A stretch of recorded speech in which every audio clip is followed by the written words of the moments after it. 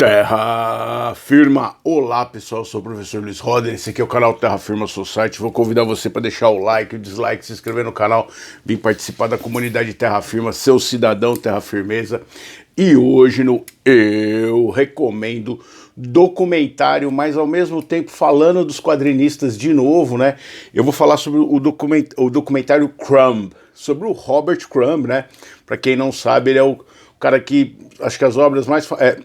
É legal um documentário que ele vai, logo no começo ele vai dar uma palestra numa universidade, e aí ele fala assim,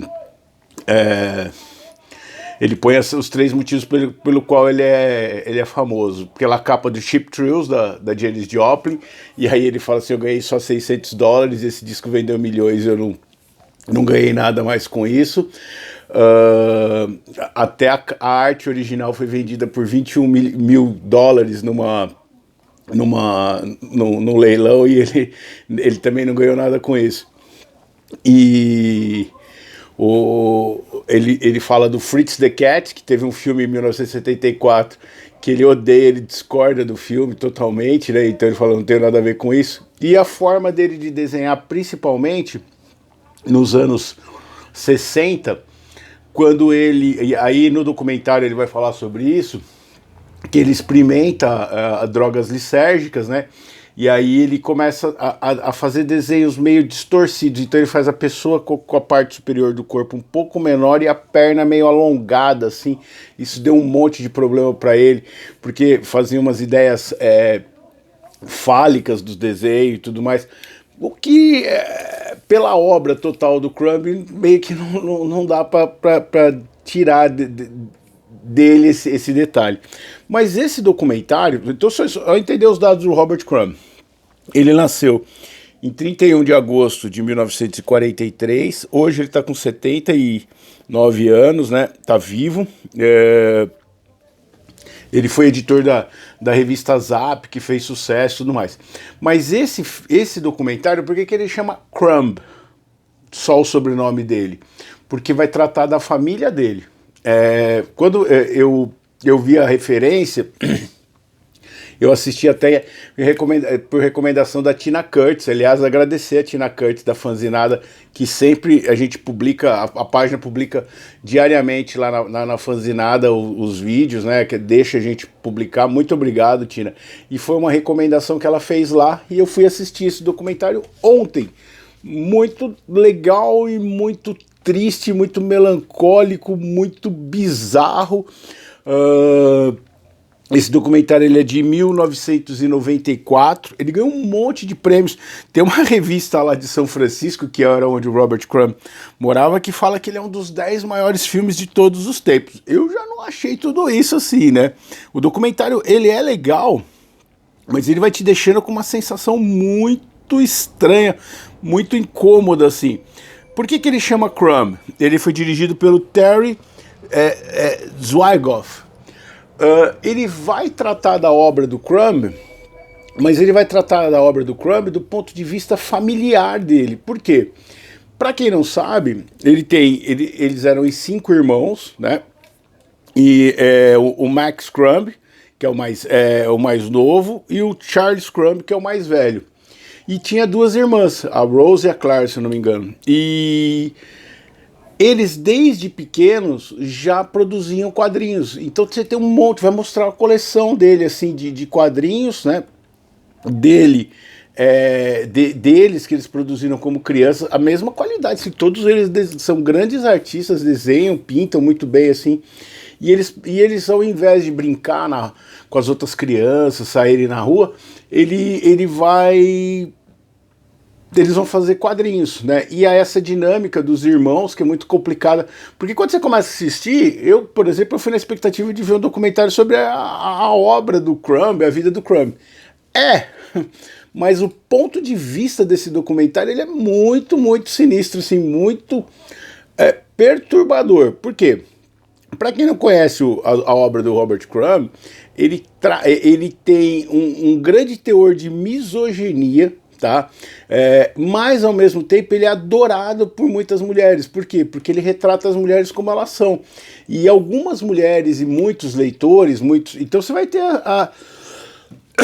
as críticas mistas dentro do documentário. Você vai ter uma mulher, por exemplo, que vai falar assim, ó, ele é misógino, ele é racista, o que ele faz não é legal. Se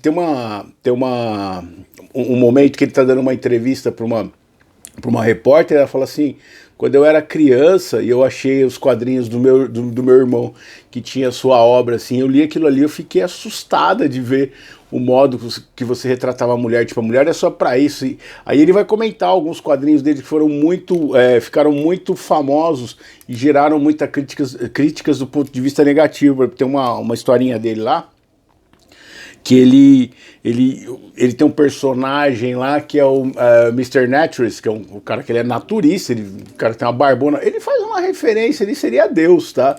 A barbona branca e tudo mais. E esse personagem leva o Frump, que é um outro personagem dele, ele leva uma mulher sem cabeça para ele, ou seja, só o corpo para ele fazer o que ele quiser, assim.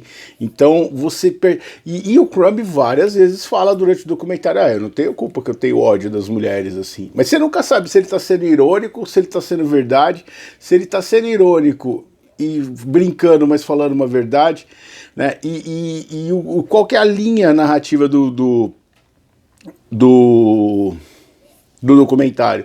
Você está pegando a mudança do Crumb para a França. A mulher dele decidiu mudar. Eles moram no sul da Califórnia, naquele lugar onde geralmente tem os incêndios lá e tudo mais, mas eles estão mudando em função da galera que está indo lá. A atual esposa dele é a Eric Komsky Crumb, né, que ela também é quadrinista. Aí tem uma relação dela com a mãe muito estranha, assim. Então você vai ter um documentário muito freudiano. Acho que a linha central dele é essa, porque vai falar como que a família Crumb virou o que virou, e aí você vai ver que os irmãos dele todos estão com sérios problemas. Então você tem o irmão mais velho dele, o Charles, que sofre de depressão muito grande, assim, o cara não sai na rua, ele vive à base de remédios. O outro irmão dele, você entende que o cara é meio que um mendigo na rua, ele senta numa cama de pregos e fica pedindo coisas, né? Então você vai entender a dinâmica da família dele, como que o pai, uma figura muito tradicionalista, ex-militar, que dava formação, tocava hino militar dentro de casa, assim, influenciou essa relação, a dinâmica da família dele muito ruim, né? E a mãe tentando ser super protetora. A mãe dele vai aparecer no documentário, aí ela tipo não quer deixar que ele vá lá, ela tenta tocar. Você entende que eles têm umas aspirações assim. E essa é a pegada desse documentário. Ele vai discutir, você vai entender como que as dinâmicas familiares do Crumb formaram a arte dele, como que a arte dele é influenciada por essas aspirações que ele teve em casa, e ao mesmo tempo essa inadequação que ele sentiu como jovem, né? E como isso transformou durante a adolescência. Então o jeito dele objetificar as mulheres demais, e você vê que ele tem uma dificuldade, assim, tem várias ex-namoradas dele que aparece, a ex-esposa, aparece o filho dele, que é quadrinista também, que desenha muito bem o Dana Crumb, né? Tem a filha dele mais nova, na época tá com 9 anos, assim, e é muito doido, porque a hora que eu achei, assim, a edição foi muito sacana com ele. Por quê?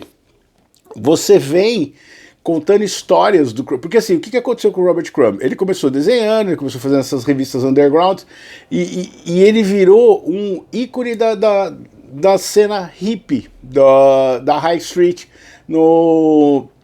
em São Francisco. E aí o que acontece? Tem a cena que ele tá na High Street, porque tem várias vezes ele desenhando as pessoas, né, colocando essa dinâmica de como que ele faz, como que ele produz. Tem um cara alimentando, tem um hippie, assim, um ex-hippie, um hippie que ficou lá, e o cara alimentando um rato dentro do bar, assim, dentro da lanchonete, né, essas coisas muito loucas, assim. E aí vai mostrando que ele, por exemplo, ele é fã de blues dos anos 30, ele coleciona disco de 78 rotações, assim. Então esse documentário, ele ficou muito preocupado em mostrar as peculiaridades do Robert Crumb do que falar da obra dele em si de uma maneira meio didática, assim. E aí vai falar das obras. E aí eu achei que a edição foi muito sacana com ele. Por quê? Vai mostrando que ele nos anos 60, então ele fala que influenciado pelas drogas lisérgicas, ele mudou o tipo dele de desenhar e os hippies o abraçaram, que ele não gosta da música hippie, que as pessoas acham que ele tipo andava com o Jerry Garcia do Grateful Dead, que ele morou na casa. Ele fala, meu, tudo isso aí é lenda, não gostava, mesmo se dá a entender que ele não gostava dos hippies, né? Mas que foram muito interessantes para ele. Então, com o disco da Janis Joplin, quem assistiu Freak Brothers, quem já leu Freak Brothers, por exemplo, você vai entender. Eu tenho um gibi do Freak Brothers que é muito louco, tem uma hora assim.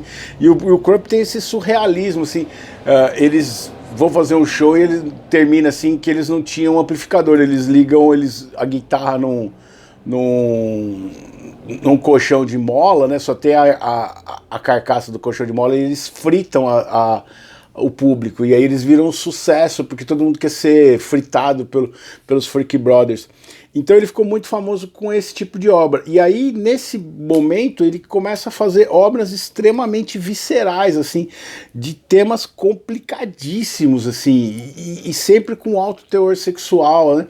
Então essa coisa de ele se mostrar, porque tem, e aí essa discussão se ele é misógino ou não, porque ele objetifica demais as mulheres, ele tem um olhar extremamente sexista em cima das mulheres, e muitas vezes dá a entender que as mulheres são como aquela obra que eu falei, que elas não têm uma cabeça e só têm um corpo para fazer, né? E ele, na verdade, sempre se coloca submisso às mulheres. Então vai ter um ensaio dele para uma revista de uma ex-namorada dele, assim, como as moças. E aí na sequência aparece a filha dele. Por que eu falei que é estranho? Porque uma das histórias dele que ficaram famosas, né? E a galera o adorava, ele era super benquisto, assim. E você vê que ele tem um lance antissistêmico. Ele entra numa loja e o cara fala assim, posso pedir um autógrafo para você? Eu sei que... Ele fala, não, eu não acredito em autógrafo, eu não acho que... Então ele tem umas coisas assim totalmente anti-mainstream, mas que eu vejo que tem uma intenção muito grande também ao mesmo tempo de chocar. E aí ele lança um quadrinho que é tipo o pai tendo relações com a filha, e aí o filho vai contar pra mãe, a mãe sai de sadomasoquista e fala pro filho, não, vou te mostrar como é que é. Então assim, ele começa a querer chocar, assim, usando a questão da sexualidade. Um outro ponto dele que é muito complicado, que há uma grande discussão, é a questão como ele retrata os negros. Ele cria uma personagem que chama Ula, né, que é uma mulher negra. Ele usa termos como nigger, que são extremamente pejorativos, e a discussão é, ele é racista ou ele faz a gente ver o racismo? Né? E aí tem um crítico lá que ele fala, você lê as histórias do Crumb e dá risada. E aí depois que você deu risada, você fica se sentindo culpado por ter feito isso. Porque você percebe que você está concordando, se você achou engraçado aquilo que você traz dentro de você, que é uma coisa racista. Então é muito, muito doido. É um documentário muito interessante e muito triste, porque você vai ver a discussão, principalmente quando ele está com os irmãos dele, mais ainda o Charles, né? Você vai vendo assim que como que é uma família que o Crumb foi o único que deu certo, assim. O pai dele, por exemplo, gostava, sentia orgulho dele até alguém mostrar os quadrinhos dele, entender porque que o filho dele era famoso. Aí ele falou, meu pai nunca mais falou comigo, assim. Então é chocante. E infelizmente, né, você vai ver assim que mentalmente tanto o Max como o Charles são muito frágeis, né?